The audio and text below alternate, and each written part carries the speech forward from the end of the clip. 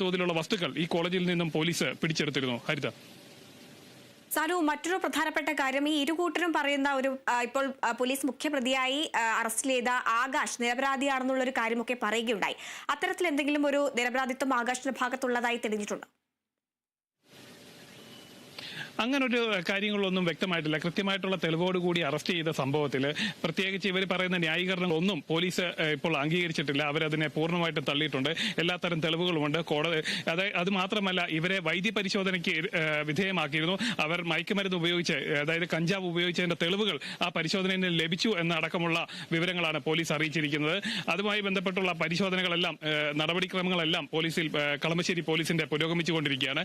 ഇത്തരം അതായത് ഒരു KSU പറയുന്നത് SFI ആണെന്നും SFI പറയുന്ന KSU ആണെന്നാണ് ഈ കഞ്ചാവ് എത്തിക്കുന്നതും സ്ഥിരമായിട്ട് മയക്കുമരുന്ന് കൊണ്ടിരുന്നതും. രണ്ട് വിദ്യാർത്ഥി സംഘടനകൾ അങ്ങോട്ടും ഇങ്ങോട്ടും ആരോപണം ഉന്നയിക്കുമ്പോൾ കൃത്യമായിട്ട് ഇപ്പൊ പിടിക്കപ്പെട്ടിരിക്കുന്നതിൽ KSUവിന്റെ യൂണിറ്റ് സെക്രട്ടറി ആണുള്ളത്.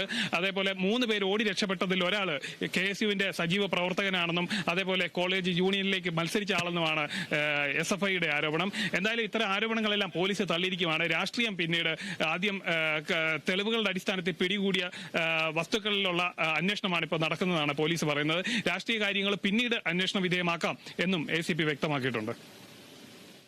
സാനു, അതേസമയം തന്നെ ഈ കോളേജിന്റെ ഭാഗത്ത് നിന്ന് അതീവ വീഴ്ചയുണ്ടായെന്ന് പ്രിൻസിപ്പൽ അടക്കം സമ്മതിച്ചിട്ടുണ്ടായിരുന്നു. ഇത്തരം സംഭവങ്ങൾ നിരന്തരം ആവർത്തിക്കുന്ന സാഹചര്യത്തിൽ ഈ പരിശോധനകളൊന്നും, അല്ലെങ്കിൽ കോളേജിന്റെ ഭാഗത്തു നിന്നുള്ള പരിശോധനകളൊന്നും ഇതിനു മുൻപേയും അവിടെ നടന്നിട്ടുണ്ടായിരുന്ന എന്തെങ്കിലും കാര്യങ്ങൾ തെളിവുണ്ടോ? അതായത് കോളേജ് പ്രിൻസിപ്പൽ ഈ ഒരു സംഭവത്തിൽ വീഴ്ച സംഭവിച്ചതായിട്ടുള്ളൊരു രീതിയിലാണ് സംസാരിച്ചത്. അതായത് കോളേജിലെ ഹോസ്റ്റലുകളിലടക്കം കൃത്യമായിട്ടുള്ള പരിശോധനകൾ